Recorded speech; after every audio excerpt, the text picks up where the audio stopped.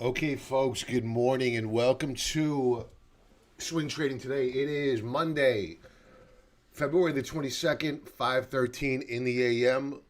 Let's go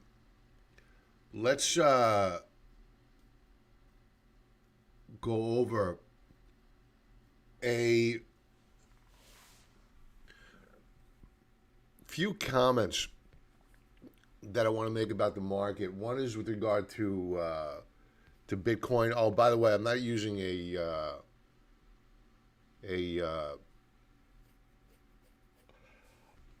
the on-screen picture-on-picture because I have bedhead. I just literally rolled out of bed. I normally don't do swing trading today on Monday morning because we do Sunday night futures live. But I said, what the heck? Let's give it a shot. So Bitcoin this morning is tanking. It's down around now $1,300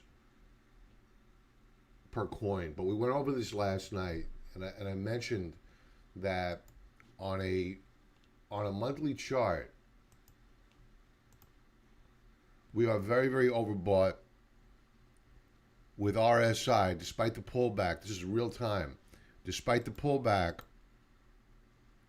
still at 90.91, and we are trading above the third standard deviation Bollinger Band on a monthly time frame. So a pullback is warranted.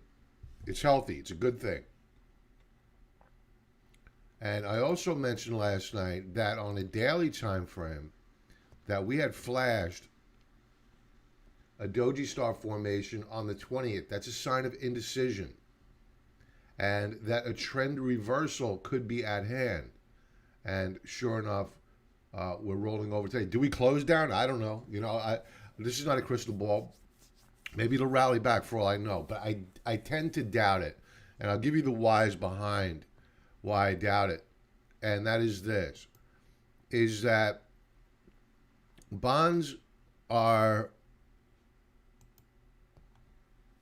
rallying today along with the US dollar, and that might put a little bit of pressure on Bitcoin. You're having money come out of risk assets, Bitcoin, stocks, and are rotating, as we mentioned last night. Hey, Pat, good morning to you.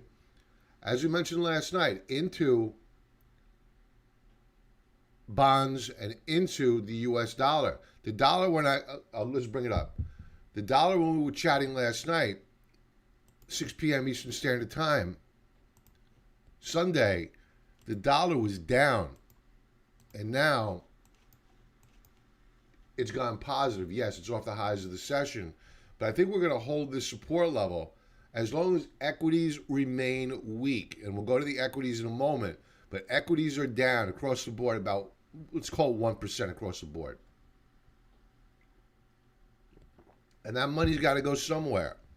So where is it going? It's going into the dollar. It's going into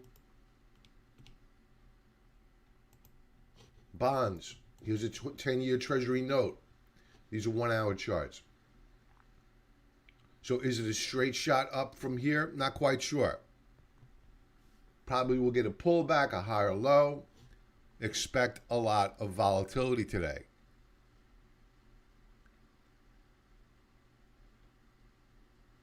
My guess is that commodities are pulling back as well, except for the precious metals. Maybe not. Let's check out corn really quick. Yeah, no, I was wrong. Still too early. Up 1% on corn. Gold, I'm certain, is up. That is up 1%.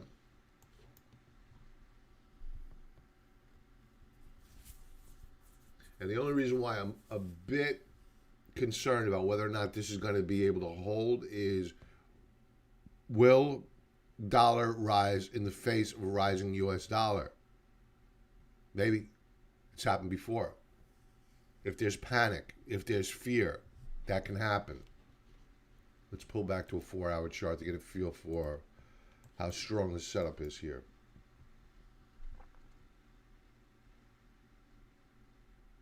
Not bad. So if it continues, we're looking at 18.20 the ounce on gold.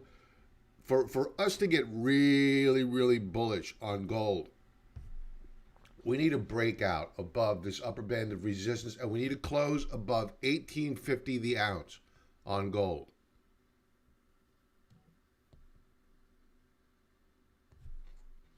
Pat just sent me a text on IBM. Let's bring it up.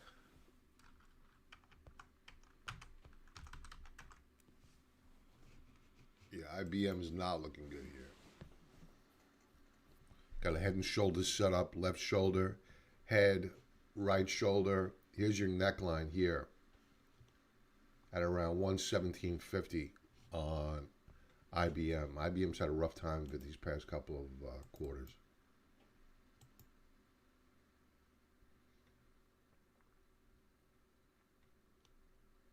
Yeah, earnings of late.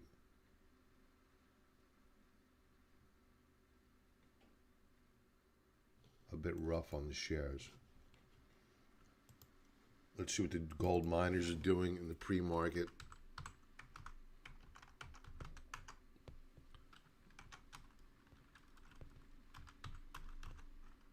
Jesus, Bob, come on. Okay. GDXJ spiking up with a 48 handle this morning.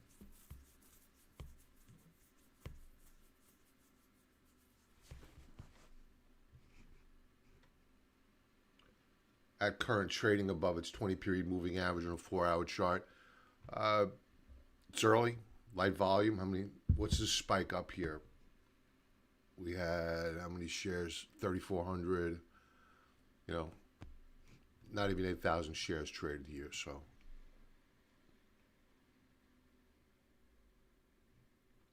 check out the other metals. Palladium attempted a breakout. It was rejected. In fact, it did have a breakout, but had a breakout point failure. It was unable to hold that support level. We broke out here, retest here, failure here. Overnight. Platinum, oddly enough, platinum's down. It was in fuego. Let's go to silver.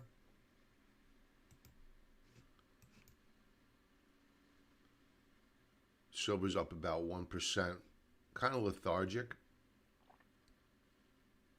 Still in the trading range. Let's check out other commodities. So it's a mixed bag on the commodities front.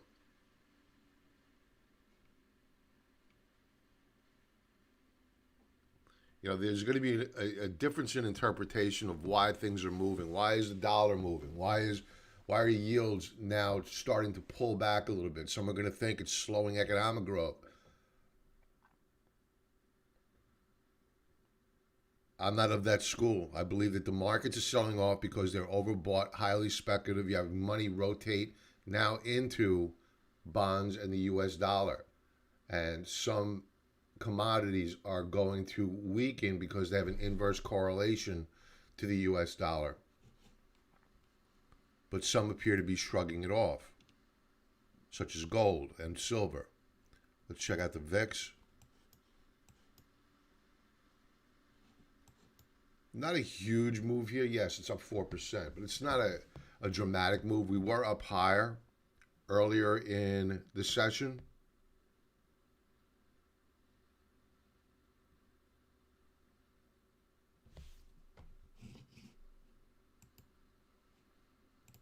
Checking out other agriculture names.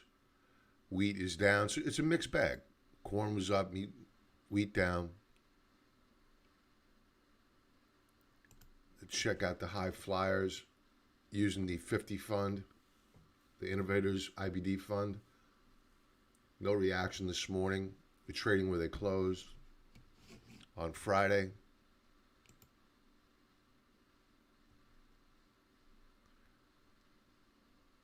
Let's circle back to equities. You know, equities I mean, this is the S&P 500. And it's clear. You have a head and shoulders setup. Left shoulder, head, right shoulder, neckline broken. You have a bit of support, 2 support levels here. If we fail to hold 38.57 on the S&P 500, we have an air pocket to fill all the way down to, you can see where I have an alert set in anticipation of it, around 3,800 to round it off. So that's roughly 75%.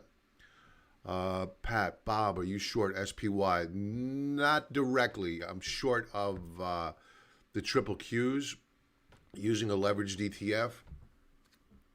But most of those names are S&P 500 names, so using the derivative, yeah, I am, I guess, but not the entire index. And the Qs are just getting taken to the woodshed this morning. Very similar setup here as to what you saw on. Let's go to the Nasdaq 100 since it's real live.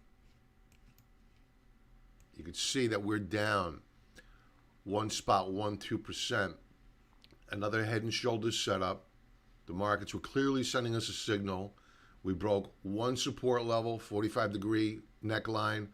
Here's another more extreme horizontal neckline, and that is now in the rearview mirror. It's been broken. So, we're long of the SQQQ.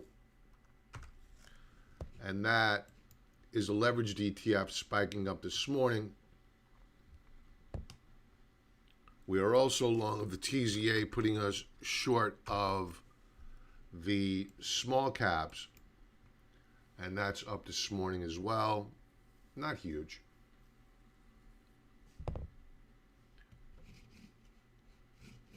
So the question here is, will we see our... For whatever reason, they just blocked your last comment about SQQQ, Pat. Strange. I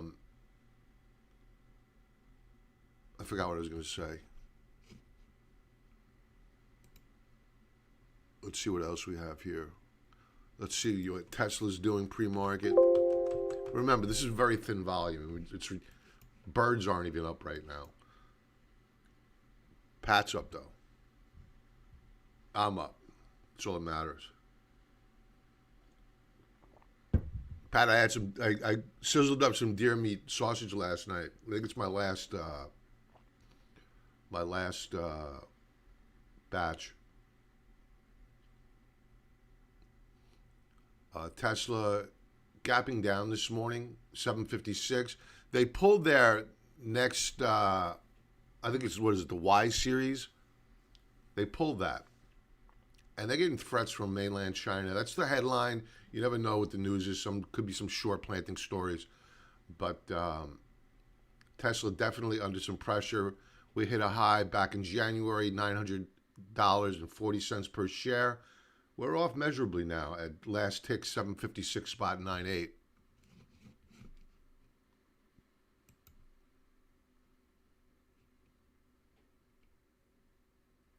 What else? Neo. I want to take a look at these high flyers, man. Because these are the beta names that if we do in fact get a severe market correction, they are going to get walloped. Neo pulling back here. They closed on Friday at 55.04 down to 53.45. Looks like a potential gap down.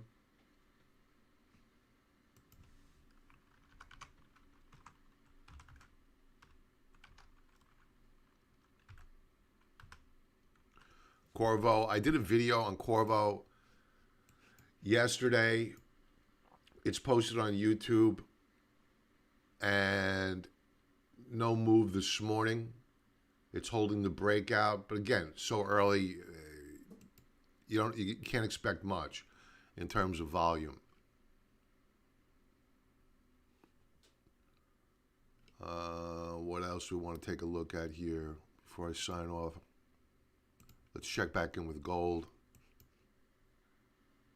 You know, we're in the middle of a trading range. I know that a lot of people are going to see gold spiking up this morning. Is this the bottom? We don't know yet, right? We got to take the stress off of each other, right? Here's the fact. Gold has been in a downtrend since it hit a high back in January. Now, that's not the yearly high, 52-week high, just a recent high. It's been in a downtrend channel. This is a healthy consolidation. When do we want to go adding more here? This is a very, very risky market. We want to add more when the market says that it's time. When might that be? Well, if we begin to see a sell-off and gold goes down and it begins to wash out week longs, then we look. But what if gold doesn't go down? What if I'm wrong and that doesn't happen? What if gold holds up and the market's weak? Well, there's an answer for that too. You wait for the breakout above this upper band of resistance. Then you begin to build your position because gold is then showing relative strength. We're not there yet.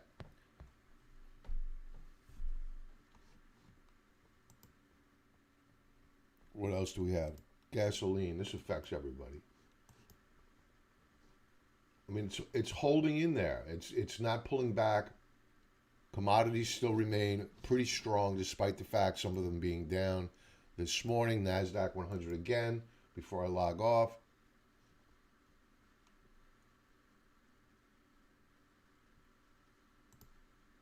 I'm just not getting the warm and fuzzies here today, folks. I think this is the beginning of I've been saying it. You know, we're positioned, we put our money where our mouths are.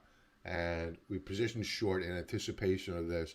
And I think we're beginning to see a correction here. Is this the ultimate bubble go bust? I don't know. We have a tsunami of money being printed. It's not even money. It's dollars that are being printed and going to be thrown at this market. Is it priced in? I don't know. We'll see. The market's going to tell us. So with that, folks, Apple.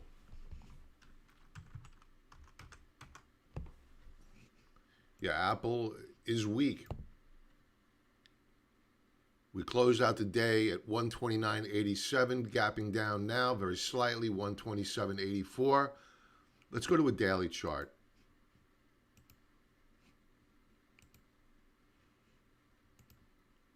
We'll be using TrendSpider, folks, 35% discount code below.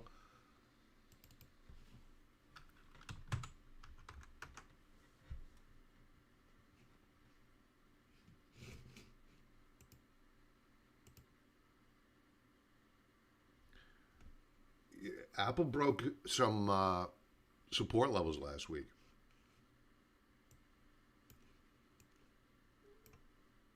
We were in a clear and defined uptrend. There it is. But we've now broken it.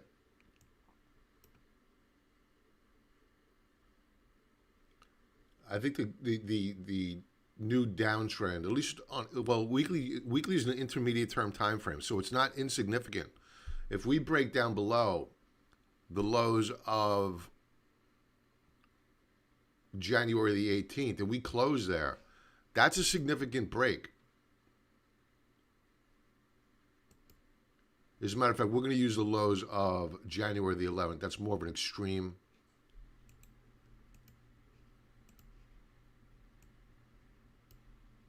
support level to break.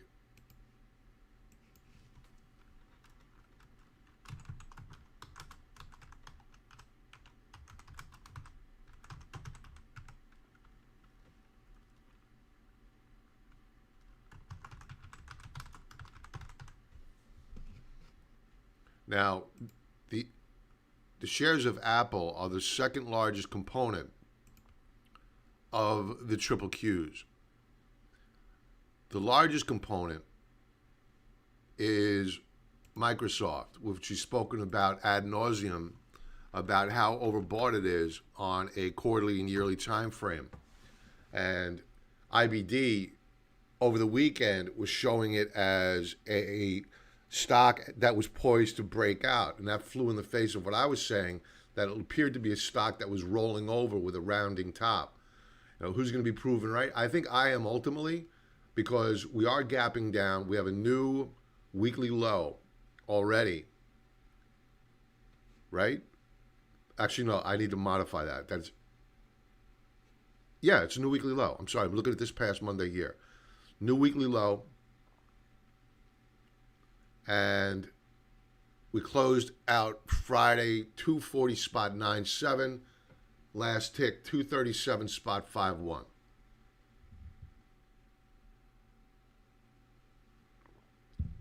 So Microsoft. Hey Eric, good morning to you. Hope you had a great weekend. Thanks for joining in. So Microsoft under some pressure here, and let's take a step back.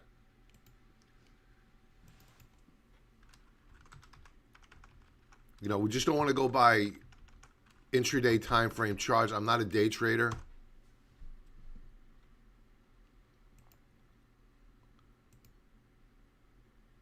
But you can see that on this monthly chart. Keep in mind, on a yearly time frame, on a monthly time frame, Microsoft has RSI near 94, probably slightly off of that now. On a monthly time frame, we're hitting resistance also found in January. So you're seeing resistance build, profit-taking build up here. And volume, yes, there's a few trading days left to go in the month, but it appears as though volume is trending below. Let's go to a weekly chart. We were down last week. You could see these volume bars to the upside were trending down. And on a weekly time frame, this is concerning. We had broken out and closed above resistance the week of February the 8th. And last week, we flashed a breakout point failure. We failed to hold this breakout point. This resistance level, which was support here, is now resistance yet again. So many times what happens here is you'll get a retracement back to this lower band of support, but many times you'll see it break because there's a loss of confidence.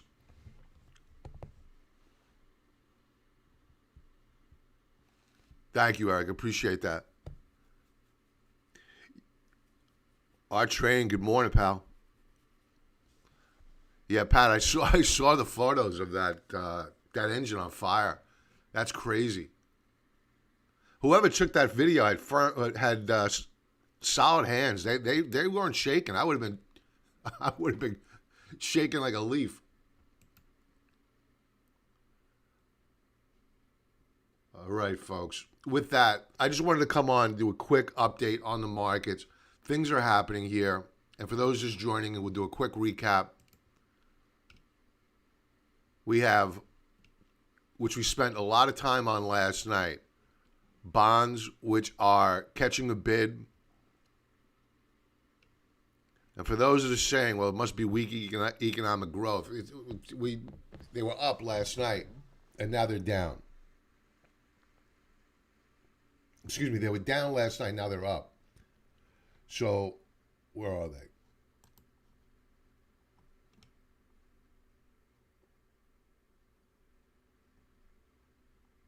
And we didn't have economic data come out since then. So you can see we caught a bid, actually we're still down slightly. We caught a bid on the 10-year treasury. What I think that this is money leaving stocks, and that money's got to find its home somewhere. And as we mentioned last night, it's probably going to find its way into long-dated treasuries, 20-year, 30-year. In this case, the 10-year is catching a bid. And, of course, the U.S. dollar, which when we went live last night was getting annihilated.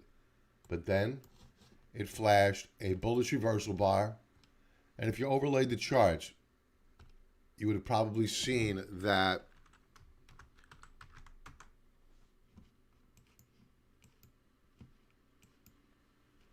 we're starting to come off here a little bit.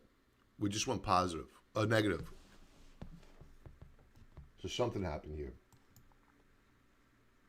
We're probably going to do a retest of this lower band of support. Let's see what equities are doing now. Are they rallying? Is money now moving back into stocks? A little bit. A little bit.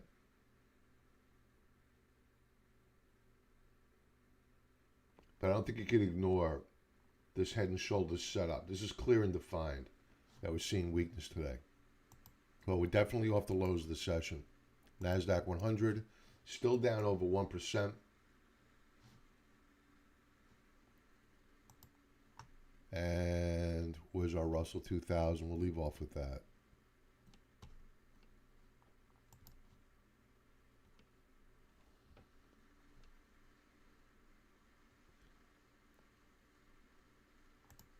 There we go. Yeah, the Russell 2000 is catching a bid. Still down, but off the lows of this session at spot 90%. And again, you have a double top here, and we have a confirmation breakdown. Right here.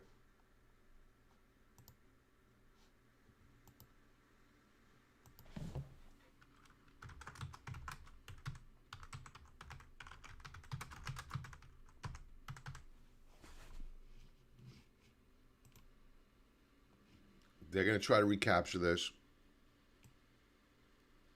but I think it's going to fail. And for those wondering why I'm so bearish on the small caps, look no further than valuation. Not that that matters anymore, but it matters when ultimately it sells off. And you have the talking heads on CNBC talking about how expensive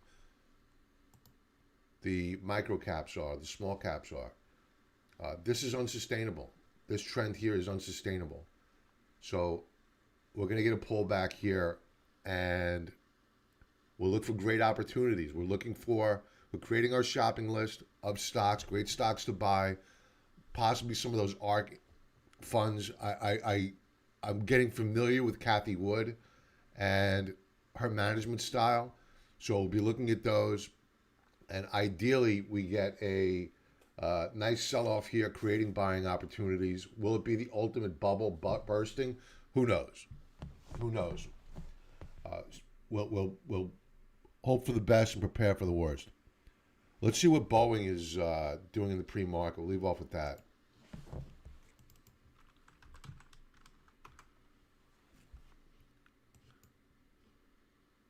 Not horrible. I expected worse, to be honest with you. I mean, that's horrible footage that was put out there. It's closed out the day at 217.47 on Friday. Last tick was 209.80. So definitely down. But I think the bigger picture here for Boeing that you need to keep an eye on is when you go to the monthly chart of Boeing, we are setting up for a cup with handle formation. Here's your cup, downward sloping handle.